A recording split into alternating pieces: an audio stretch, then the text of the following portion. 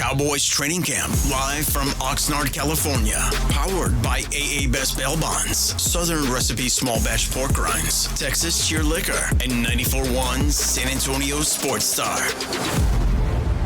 It is the Blitz here on 94.1 San Antonio Sports Star. He's Joe Reinagel. I'm Jason Minutes. Our AA Best Bail Bonds Dallas Cowboys training camp coverage continues in Oxnard with Stephen Jones joining us here. Good morning, Stephen. How are you, sir? Good morning, guys. Great to be on with you. That's great to have you here. Normally we do this over the phone during the season, but it's good to be able to do this in person. Absolutely. I always enjoy being on with you guys, and let's have a fun time here. Well, talk about fun times, man. Thank you for last night. You know, the media party at Nobu is legendary. You know, he's well appreciated for sure. Well, we enjoy getting to have a little sushi, and what a great atmosphere that is, overlooking the Pacific right there. It doesn't get any better than that. And, of course, some great food and drinks and a good time. A good time for sure. And a lot of conversation, and you're probably tired of being asked about Zack Martin, but, you know, that's the big story, the only drama this year in Dallas Cowboys training camp. Well, Zack is, you know, he's just you can't say enough great things about what he stands for. He's when you draw up a first-round pick for an owner, for a general manager, for an organization, you hope that's what they turn out to be. He's had a Hall of Fame career. He's still playing at a high level. I told him he's a unicorn to be playing, you know, at this level, you know, at his age. And but he does everything the right way. He's been a soldier. He's a great teammate. He's a leader. He does everything the right way. You know, I don't know how you guys do it, Stephen. I'll be honest with you, but the Dallas Cowboys, if they do one thing very well, you draft well. And so you've got a lot of guys that you got to take care of. So does something like this kind of throw things off a little bit? How do you handle all of that? Well, that's you know, that's the biggest thing of all. It's you know, it has an effect on the whole team. And you know, if this was just about Zack, this would be easy. And but unfortunately, we don't have. You know, we've got a salary cap, and we've got to work around that. And as you mentioned, we've been very fortunate to draft well. We have a lot of young players that have had a lot of success on good football teams. We just signed Diggs. Certainly, you know, we got our eyes set on CD, who's coming up and available. You know, he's certainly qualifies to be redone now. And then, you know, you got other guys who are in the last year, a guy like a Steele, a guy like a Dorrance Armstrong. All those guys are in the mix. And then we know there's one out here who's wrecking the practice every day, number 11, who'll be looming next year. Yep. So, you know, there's a lot of things to consider when it comes to this. But and I know you know, Zack and his team are aware of that as well. But, you know, this is the part the fans, no one likes to talk about or wish it weren't involved, but there is real business involved in this game. And you mentioned the business side of football as we visit with Stephen Jones here on the Blitz. And it is that part. Every fan, me, Joe, just pay the man. I mean, he's a guy that has outperformed his contract, but I know it's not that easy. You've said before, when we've talked about different contracts through the years, you know, always set precedent. How much does that factor in? Well, I mean, that's the hard part here. Zack's under contract, and, you know, he's been paid really well. You know, since he's come in the game, he was a top 12 pick, and you know, was paid really well under his rookie contract, and then we made him the highest paid at his position, which he remained there for quite some time. So, you know, sometimes it's real hard, you know, to thread the needle to where your pay was always commensurate with your play. There's been a lot of great players in this game have to play for a little less than what's on the contract, but like I said, that's a business will, you know, between Zack and the team, and, you know, we've got to focus on what's going on here at camp. When you look at the acquisitions this year with Stephon Gilmore and Brandon Cooks and the team that you already have with some of the young players that we've mentioned, do you look at this year as obviously a golden opportunity to get to Las Vegas come February? I mean, we put this team together when you got a great quarterback like Dak Prescott. You feel like you're in it every year, and as we should be. And I do think we've got, you know, a good foundation put around Dak. But Dak sets the tone year in and year out. You know, he epitomizes the insatiable appetite to want to be great. I mean, that's what, he works to do. He knows he's can improve upon some things from last year, and I know that he will. Certainly, we're doing some things differently with Coach McCarthy now calling the plays and really putting his fingerprints all over this offense, if you will. But I just think this team has a great opportunity here, and we've put together 2 really good regular seasons. But we got to take the next step in the playoffs, and that means winning some big games in the playoffs that we haven't been able to get done the last couple of years. Stephen Jones joining us here on the Blitz on 94.1 at San Antonio Sports Star. You look at this roster complete in all phases. Is there a position group that is getting a lot more attention during meetings, especially when you start figuring out who's actually going to make the 53? Well, it's as competitive a roster that I've been around in quite some time. I mean, usually these things work themselves out. I still see log jams, at some of the position groups. It's a competitive. There's a group all around that we've been around. Obviously, we've got some young kickers out there, and so that one's not clear cut. It'll be a great competition out there to see who ultimately ends up kicking, whether it's the competition here at camp or, as we tell players all the time, you're also competing around other players around the league because not everybody can keep all their players. And there's certainly sometimes great opportunities, just like there were with Gilmore and Brooks, to improve your football team. So, it's just been a very competitive camp. And, we got young guys who are making some plays out on the field.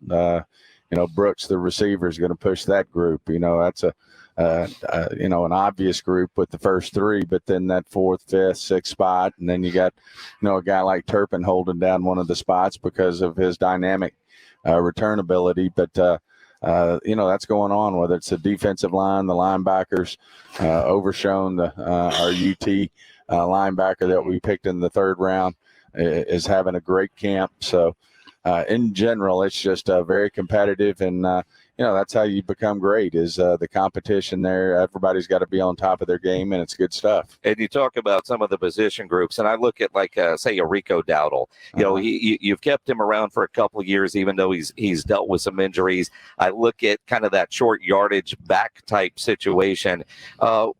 You've kept him around because you like him, right? I mean, so tell me about the running back room behind Tony Pollard. Well, you got him and Malik, and certainly Deuce Vaughn has been turning some heads out there. Dude, I'm a tall 5'7". I love what I'm seeing out of Deuce. He's more than just a gadget guy, isn't he? He is, and he's got great instincts as a running back, and he made some cuts out there. I know.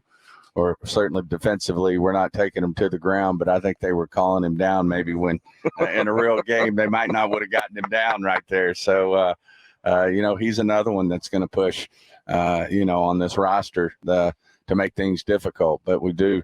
I thought Malik had a great year for us last year.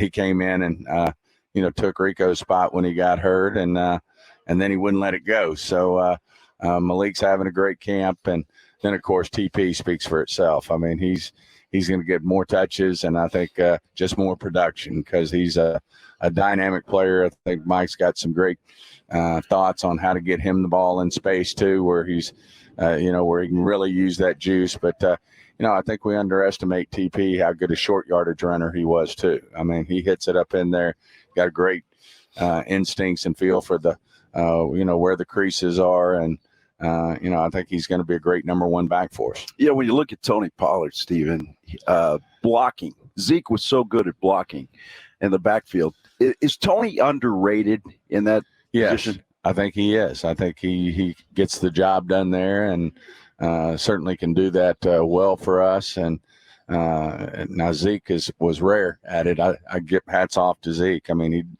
Zeke's such a competitor, and nothing but respect for him and what he did for us and his career here in Dallas. But I do think we can get the job done. You mentioned with Tony Pollard, kind of back to some contract stuff at the opening press conference here in Oxnard, that you had offered Tony Pollard a long-term deal, and obviously he opted to play on the franchise tag. Were you surprised that he is here on the tag and not on a longer-term deal, and how much does that concern you moving forward? No, I have respect for that. I mean, certainly, I'm sure TP thinks if he puts together a big year as the number one back, that he can maybe create more value. And certainly he's a young guy. He doesn't have a lot of tread on his tires because, as we all know, Zeke took the heavy part of the load the last, since Tony's been in the league. But I certainly see where they're coming from. Nothing but respect for it. But like I said, we offered him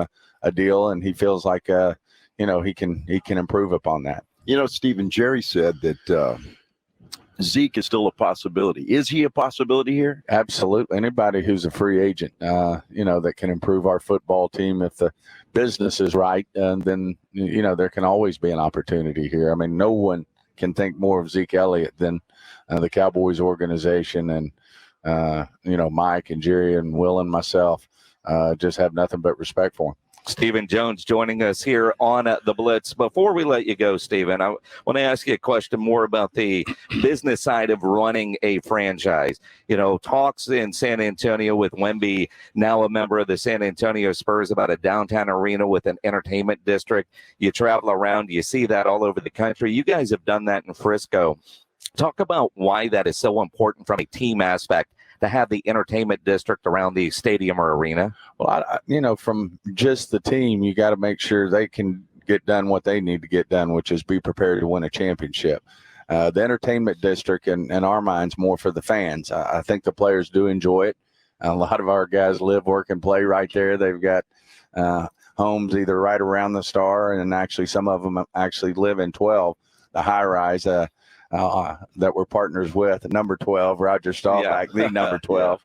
But anyway, I think it's fantastic for our fans. And then, as it turns out, our players seem to enjoy it. They don't have to get in their cars. They can walk to work. They can, of course, have a nice dinner anywhere they're in the district. They're welcomed. We've got a Cowboys club that they enjoy as well. So, I think it's great for the fans. And as it turns out, a lot of our players embrace it and, want to live, work, and play there. Stephen, I got to ask you real quick, how much fun are you having? I mean, you guys walk around, we always talk about Stephen Jones, Jerry Jones, but with all the difficulties of running an NFL football team, you guys look like you're having a blast. Oh, well, you just, it doesn't feel like work, I can tell you that, because, we love it. We enjoy it. We look forward to all aspects of it, whether it's going to training camp to kick off another big year. Certainly during the seasons, just, it's outstanding. It's stressful, the games themselves, but I think Tex once told Jerry it'd be a great business if you didn't have to play the games. We're promoting the team all the time, and we're pretty good at that, promoting the Star and the team, and we just got to get one of these rings, and I know that's at the very top of the number one boss around here is to get a championship, and our fans deserve that. We've not gotten it done, in quite some time, so that's at the top of our priority list. Stephen Jones here on the Blitz. Always appreciate the time. Great being on. Appreciate it. Stephen Thank you Jones. so much. We're Steve. back after this on 94.1 San Antonio Sports Star.